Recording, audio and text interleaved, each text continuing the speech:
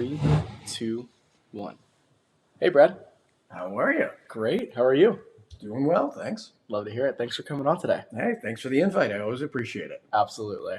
Definitely someone I wanted to get on here and talk with because you're definitely one of the more interesting people that I deal with on the real estate side. Cool. I hope that's in a good way. Absolutely in a good way. You know, not everyone can be a trivia master, you know? I just surround myself with other very smart people who have a lot of useless information in their heads. There we go. I love it. Well, let's take a second here and introduce you. So for everyone that doesn't know, who are you? My name's Brad Ericks. I am a team leader over at Advanced Real Estate. Been in real estate for about 5.5 years. I've been in the industry for about 21 years, back when I was a high-end home builder. Okay. Actually went to college ages ago as computer science and business administration majors, which I hardly use either of those doing this. Got a team. I've got a small team. Numbers fluctuating a little bit, but I usually keep it kind of small. Sure. But it's easier to keep an eye on things, and it's been a lot of fun.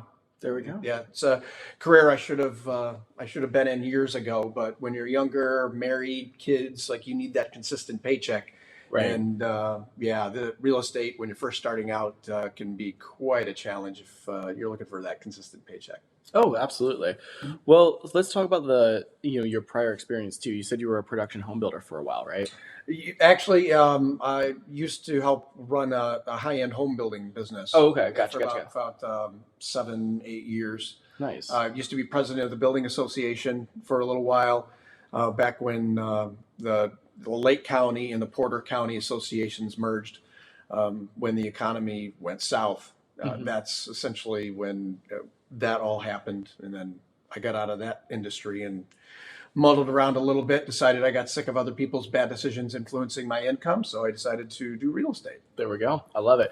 Well, it's cool too. Like, a lot of times, a lot of the really successful realtors that I know, this might not have been their first career, right? But a lot of them have had, different, backgrounds that, translate really well into real estate, right?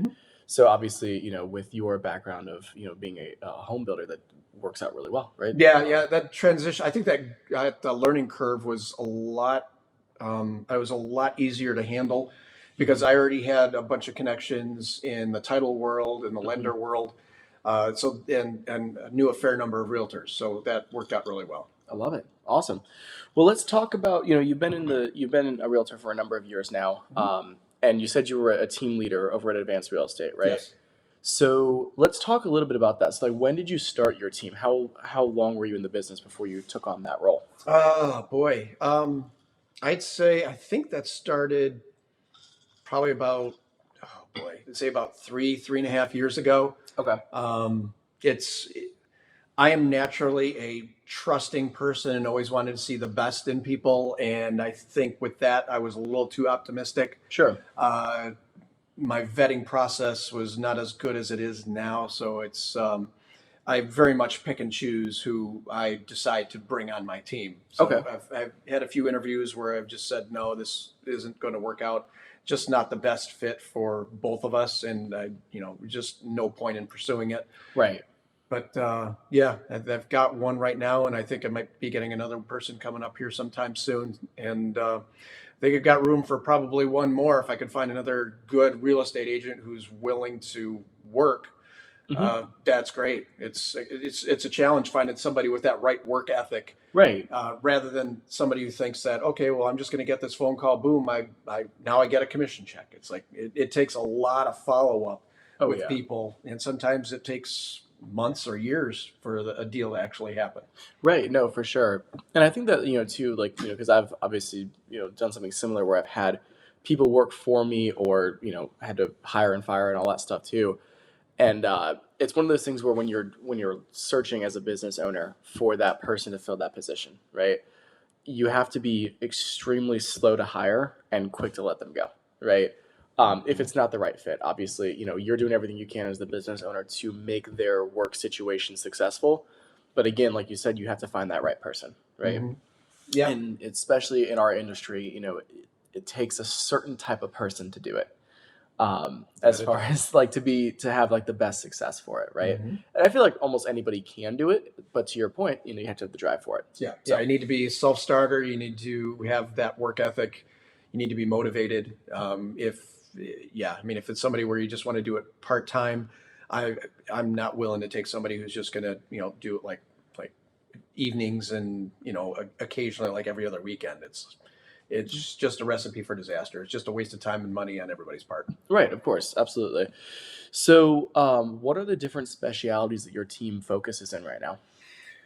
Well, I would say, boy, we're helping out lately. Been helping a lot of friends and like personal referrals and other agent referrals. I mean, it's like I've got a nice little network of agents throughout the United States, and I'm getting referrals from other agents either semi-locally over in Illinois, and then I get some from just completely different areas of the United States where it's like, hey, I saw your profile, I did a little research on you. It's like, hey, I've got some clients or friends or family that are looking to move into the area. Would you be willing to help? Like, absolutely. Yeah. Yeah, that's awesome. So you guys, it sounds like you're specializing in a lot of relocation, right? Yeah. Yeah. That's, yes, that is fair to say. Okay, perfect. Relocation, and then like also like referrals from friends and family, and maybe some past clients too. Yep. Outside of Illinois, what's like the biggest, pool that you see people moving to Indiana from? Outside of Illinois, I've had some people from Michigan, Kentucky, um, Connecticut, mostly east. Interesting. Yeah, I haven't had a whole lot of people coming from the west side of the states over this way. Sure. I think there's been like one or two, but mostly other people from the whole east side of the United States moving over here. Yeah, it's always interesting to see like there's certain. I feel like I don't know what you would call them, right? But like different like two different cities, right, in the U.S. and you'll see like people migrate from one city to the next, and it's like always the same, right? So like our area over here in like Sarasota, Florida. Yeah. Everyone like vacations in Sarasota. Everyone wants to retire in Sarasota. I've got family in Sarasota. It's ridiculous, right? And so I feel like there has to be some city out there where like everyone's moving over here from, right? Mm-hmm. But we'll find that out. And we'll fish in Yeah. that pond when we get there. But I've been helping a lot of people on the Illinois side to like sell their places and come over here to Indiana. Yeah. It's been great. Helped a lot of great people. I love it because you're licensed in both states. Correct. Perfect. Because you grew up in Illinois, right? Yeah, I grew up in South Holland, Illinois. Oh, okay, Lived cool. there till, just before I got married. So it was 23 years, something like that. There you go. Then I've been living in St. John for pretty much the last half of my life, or I should say the second half of my life so far. I love it. I love it. So how does your team function, right? Because every real estate team I feel like is a little bit different. Mm-hmm. So what are, walk me through like a day or like a week, in the life of your real estate team. Well, I would say once we get past we have like initial training to kind of get, people's feet wet to understand how I prefer to have, things done. Sure. We'll provide leads through like online sources. Usually I have a fair number of listings that people can do open houses. So I'll train them on how to, run an open house, get them networking with other lenders, other real estate agents, other people in the industry to kind of help them build their brand and have them grow. I've seen other teams out there, and I have other friends and acquaintances that are real estate agents, especially both Illinois and Indiana, where it's like if they have a listing, it's like as a team member, they can't do a listing. They can't put their name on it. They don't get included in any production. Right. I don't understand why team leaders do that. I think they do that just to be selfish. Because you could still run reports and find out if your name's still associated with it, but have that your team member still included. Right, of course. Yeah, it almost seems like it's more ego driven. Right. That's not at all where I'd like to say my interest is. It's like I love growing agents, watching them do well. Well, yeah, and I think that like that is one of those things you touched on too. I do see a lot of like bigger teams where, this agent has done, 40 million in production, right? But they have a 12-person team. Right. And I'm looking at this, I'm like, okay, well, obviously this one person didn't, show all these homes, didn't, probably even sign all these listing contracts, right? They're probably all spread out across the team. And to your point, give credit where credit's due, right? Yeah, I prefer to have fewer team members. That way I have a little more personalized attention for them. And I would focus more on production per person rather than just getting 20, 30, 40 people out there. It's like, Right. I don't have the patience to deal with 20, 30, 40 real estate agents who are doing this semi part-time. It's like, I need people who want to do this full-time, who want to grow their business and make us both money. Yeah. Oh, absolutely. So then, you touched on this a little bit, but I want to go a little bit more in depth. How specifically does the team get leads from you right now? Well, I have like online services right now through a few different sources where they'll either get live phone calls, like a transfer, where they'll pick up the phone and the buyers on the other end and help out with that. Sometimes they're passive, where they get an email saying, okay, this particular person's looking for a home, get in touch with them. So they need to get in touch with those people. Other than that, I mean, you could do the open houses, and there's always more creative ways, whereas real estate agents and lenders, you can kind of work together to, go visit police stations, fire stations, doctors' offices, and kind of promote yourself that way. But it all gets creative. All this depends on the agent's, interest in spending time doing that. Some people prefer to just get the leads. Some people prefer to just, I just want to flip. Some other people, it's like, I've got a great sphere of influence, so I'm just going to focus on that. So I'll work it to whatever they feel is going to work best for them. Yeah.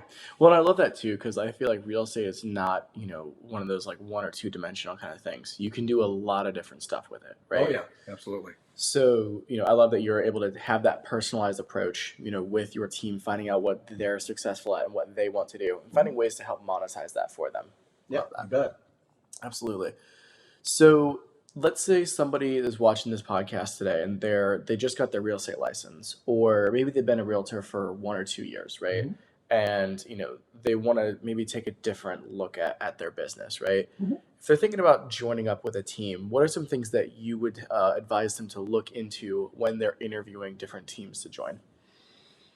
Oh, boy, I would say, and luckily I just went through a few interviews here over the past few days. I would say, talk to the team leader, get an idea of like, okay, if you're going to be supplying leads, I mean, what kind of volume of leads are we talking about? Which areas are you getting the leads? Right. What different sources? What kind of training do you provide? What other options do we have as far as like getting leads are concerned? Right. Or how closely will you actually be, overseeing me for like the first month or two, or the first like 5 or 6 transactions? Right. It's like if you need that kind of help, then you want to get on a team. Right. There's a lot of, and I've had multiple people that were on my team one time, and they got recruited by other brokerages where they're like, oh yeah, come on over and try this. They went from closing 7, 8, 9, 10 deals with me to 1 deal in the past year because they decided that they thought that the grass was greener. Right. It's like they get those golden handcuffs. So I was like, hey, I got $5,000 to switch. I'm like, okay, well, I hope that $5,000 is worth the 1 year of not making any money. Right. Because if you would have just stuck with it, you would have been very successful. But, some people just think that they could do it on their own, and they don't fully understand or appreciate everything that they have been provided. Right. No, 100%. And I think too, like a lot of times, as a newer agent, right, I've always preached this to like people that I know that ask me the question, right? If you're a newer agent, it is absolutely worth giving up a little bit more on your splits to get the training you need and the guidance that you need. And to get in front of potential buyers and sellers. Of course. I mean, when I first started, it's like, I was told, okay, as a realtor, if you start out on your own, it may take 7 years or more to actually become self-sufficient. And I'm like, right. I'm too old to wait for that. That is nuts. So I got on a good team, got my shot in the arm. I got in front of people, started building up my own source of leads, started building up my sphere. and it's worked out really well. I mean, sometimes you just need that shot in the arm. Sometimes people break off after a year, sometimes after two, sometimes people break off after 9 months and find out they just made a mistake and their pride won't let them come back, and that's perfectly fine. But yeah, I mean, getting on that team to get that shot in the arm, to get that training, is huge, Right. because real estate, at least to me, seems like it's kind of like a snowball going downhill. It's like Right. the farther you go downhill, the more your business is going to grow. Oh, of course, right? And yeah, like I said, the more that you put into it, the bigger it's going to get. Right. And the other thing too, like a lot of times there's obviously different coaching programs out there and all that stuff too, but as a newer agent, you're not going to be able to afford that typically right off the bat, right? And so, it's funny because like I'll have agents, talk to me like saying, "Hey, I think I'm, talking about switching brokerages or getting off my team or whatever it is. Mm-hmm. I'm going to go over here to X, Y, and Z real estate company because they're offering me, more money, right, per deal." I'm like, "Hey, that's great." I was like, "I'll support whatever you do." I was like, "However, just think about what it is that you're doing, right? If if you're on a team that you're not getting any support on, then obviously it'll most likely make sense to move. But if you're getting support, if you're getting leads, if you're getting training, um, an extra deal a year is going to pay for the difference in split that you're getting, right? And that's one of the things that, like, with my current company, obviously I'm getting a more than fair deal where I'm at. But for a while, like I was like, okay, like, I was getting offers to switch to other places or whatever, like anyone does, in the business. We all get at least one offer a month, right? And I was like, well, it's not worth the extra $50 I'm going to make on a deal, like to burn the bridges that I already have, right? I can get all my stuff done. I can call whoever I need to make it all happen. It's not worth it, right? Yeah. So I love it. Also, like about the, like seriously, if you're feeding your agents, with these leads and everything else, a lot of realtors, that are newer might not understand like how difficult it is to get a deal, especially nowadays, right? Pretty freaking difficult. Yeah, definitely can be. I mean, especially if you're dealing with like online leads, which is where a lot of people start out. Yeah, I mean, online leads, majority of the time, they're not loyal. They just might be window shopping. I mean, you've got to do a lot of filtering and a lot of following up. And the thing is, a lot of the newer agents are like, "Oh, this lead's no good." I'm like, "This lead is no good right now. Is it going to be good 3 months from now, a year from now, 2 years from now?" People are going to have to buy and sell. It's like you've just got another person that you can contact, that you can talk to like a year from now and just say, "Hey, are you going to be making a move? Do you know of anybody else that might be making a move?" It's like, let me know. Some people are so short-sighted. They're like, "Nope, that lead, like they didn't answer the phone. I'm not going to try them again." Like I've had who knows how many of those where they turn out to be not only a great deal, but they've got friends and family that are looking to buy and sell. And it's just amazing how it just branches out like that. It's if you keep at it. Oh yeah, absolutely. Well, and to your point, like, as well, right? You never know how many, contact attempts it's going to take. Obviously, at a certain point you can kind of take the hint, right? Yeah. But that's not after the first phone call. Correct. Usually it's after 10 or 12 touches, right? So, and again, too, especially with, somebody's joining a team, they're like, "Oh, well, I think I'm just going to join this to get some experience, right, before I go out on my own." It's probably not the right mentality to have, because again, like you said, you're not going to be, you're going to be more short-sighted, right? You're not going to look at the big, the big picture, right? The big long-term play of, okay, well, yeah, this person's not a client today, but they will be a client a year from now, right? So, what are some, like, let's talk about your team's like culture, right? Because I feel like that's super important when you're running a business and you have people that work for you. What is the culture that you and your team have, you guys subscribe to help with the success that you've shown? Well, I kind of try and be somewhat hands off when it comes to like the day to day. Sure. I know there's some team leaders who are like, "Oh, we got to meet every few days or every week," or it's like, I will do Zoom meetings. That's fine. It's like I do audit my teams, my team members like every few days, maybe once a week at the most.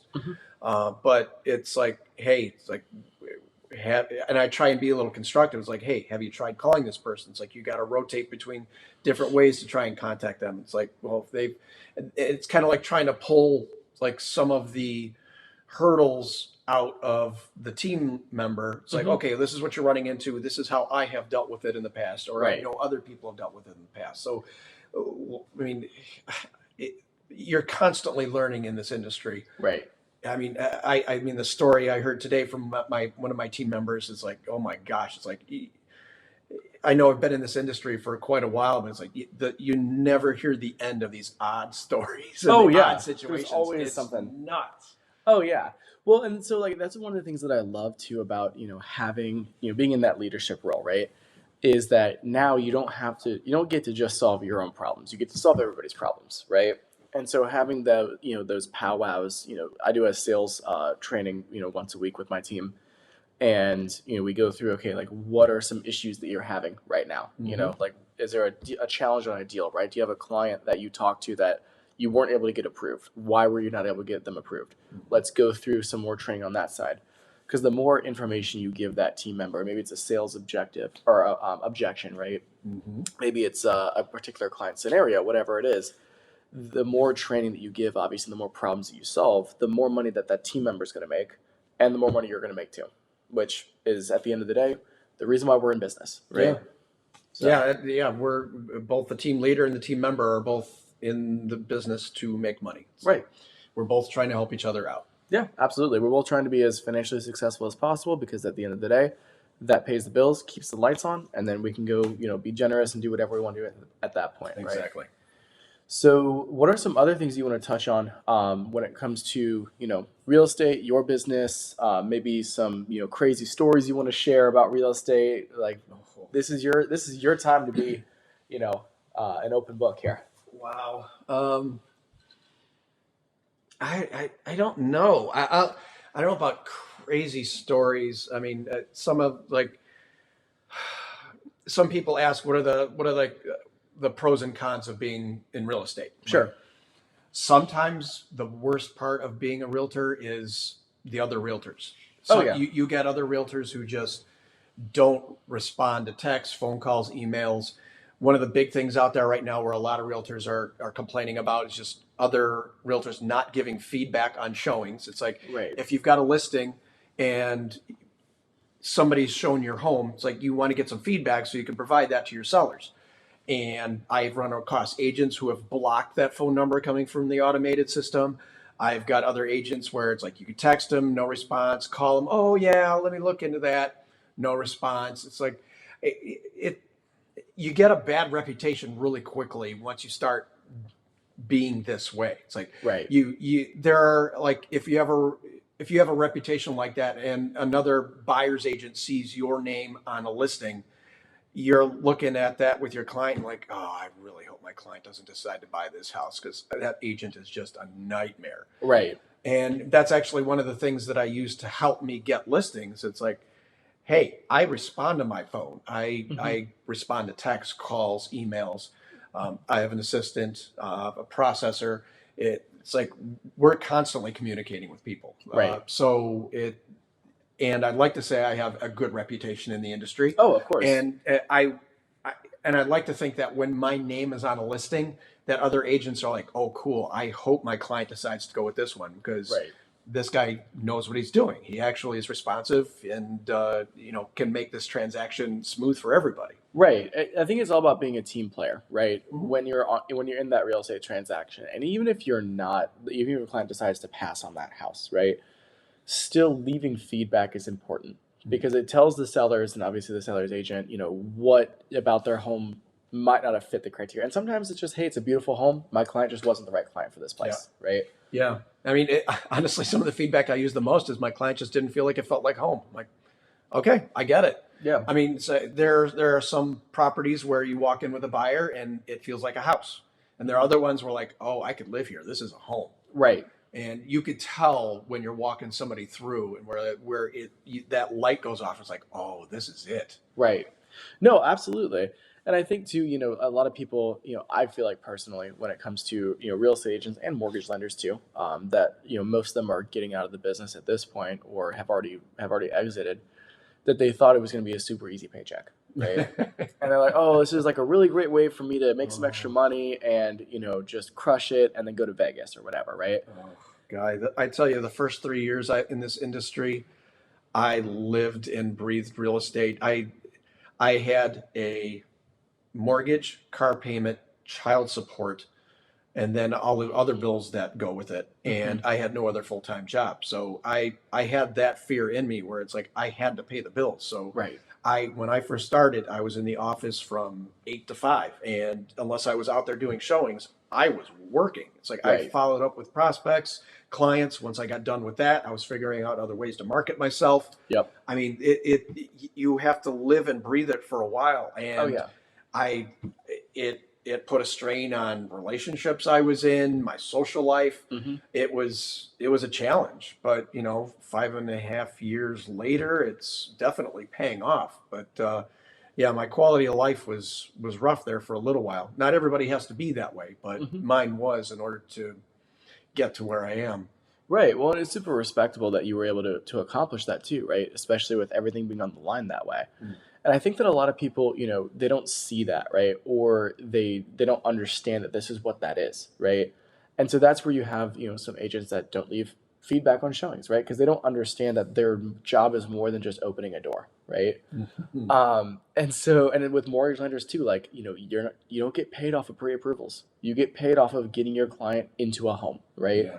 So it does not really matter. Like, obviously it does matter if the client's pre-approved or not, right? But it doesn't matter that you're issuing pre-approvals. What matters is, are you making the calls to the listing agent to see, okay, like, hey, do you have any other offers in this place, right? Do you know who I am? Like, let me introduce myself. This is what I do, right? Yeah. And then talking with your buyer's agent to say, okay, well, if we go in at this price, which I think that you think that they'll accept, right? This is the price we need to go at. This is what we need in credits. I can restructure the deal this way to make it work for my client, get them the cash to close they need, the monthly payment they need, but also get the sellers what they need, and at the end of the day, have everybody close the deal, right? Hmm.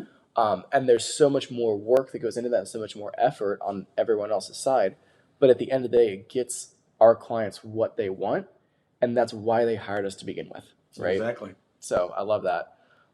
Yeah, and I love the story too that you're talking about, where for the first 3 years, like, you were hustling and making it happen. Hmm. I think it's more than fair to go through those seasons, especially when you're starting out. And yes, you will sacrifice your personal life, and yes, you will sacrifice and strain some relationships, right? But at the end of the day, I saw this quote. I forgot who. I don't know who it's from, but like, I can't pronounce this person's name. Like, it's like Thanasi or something like that, right? It's that newer school dude on Instagram. Hmm. And he's talking about like your circle, specifically in like a spouse or a partner, right? And he's like, your spouse or partner should cheer you on in the endeavors that you have, because the cheerleader never asks the quarterback to come out of the game when the game's on the line, right? I like that. And so I think it's important to have those relationships in your life where people that you care about, that like with you and your children. I know that you and your children have a really good relationship, where you guys are there for each other, but they also understand that there's times where you need to get stuff done, right? Yeah, I'm lucky right now. My kids are older, where it's like they've got lives of their own, a child of their own. So it's a different stage in life right now. But yeah, I mean, I was doing real estate when, boy, I was coming out of a divorce. It was horrible, ugly. It was not fun, and me and my kids had strained relationships for a while.